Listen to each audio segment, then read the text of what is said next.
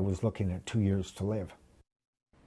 An HIV diagnosis used to be a death sentence, but not anymore. It's a topic rarely openly discussed and a topic not easy to share for those living with this diagnosis. But as we learned in part 1 of this special series, there are 11 northern Michigan counties at risk for the rapid spread of HIV, and it's something that we should be talking about.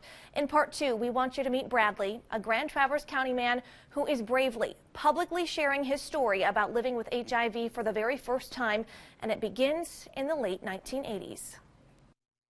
And most frightening, the possibility that the virus can be transmitted from person to person, virtually, a contagious form of cancer. Federal health officials consider it an epidemic, yet you rarely hear a thing about it. AIDS has struck only a reported 1,500 people, but it has killed almost 600 of them, and as yet no one with AIDS has been cured.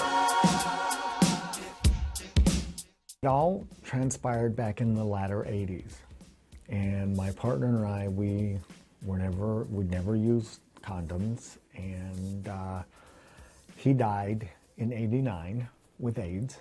The beginning of Bradley's story is tragic. I knew I wasn't safe, so I was just waiting for my time, and I was just waiting for my death sentence. In February of 1992, he found out he was HIV positive. I was saying I have to get all my ducks in a row and get everything in order, and who am I going to leave my stuff to, and you know, what's going to happen, or who's going to remember me when I'm gone. On top of feeling helpless comes the worry and fear of how others will react. It was hard when I told my family, because I had to tell my nieces and nephews that I can hug you and you won't get it. Shortly after his diagnosis, Bradley started taking medication. At first, it was 5 pills, many of which made him violently ill. I talked to my doctor and I said, something's got to give. He chose to stop taking medicine altogether 2 years later. But when his T cells dropped drastically in 2002, he was back juggling multiple medications. Things are much different today. People like Bradley are living long, healthy lives with just 1 pill a day. I don't look at it as a death sentence anymore. I'm going to live a long, healthy life, but I just have to take my meds. And while living with HIV can be extremely challenging, there are places like the Thomas Judd Care Center that can make it just that much easier. I'm a vet. I get health insurance, but I don't get dental. So they've helped me with dental. They've helped me with food.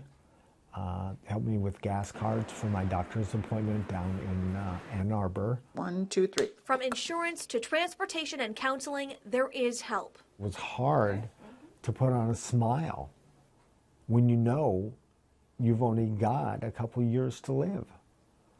And then I realized I'm not, and a smile came on my face, a skip came in my walk. Now, 25 years after his diagnosis, I'm not afraid anymore.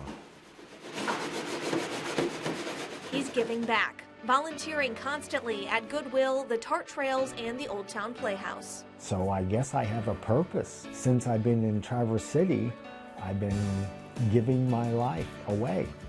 And to anyone who has ever been or may be in Bradley's position, he wants you to know. There's hope now. You can live with it.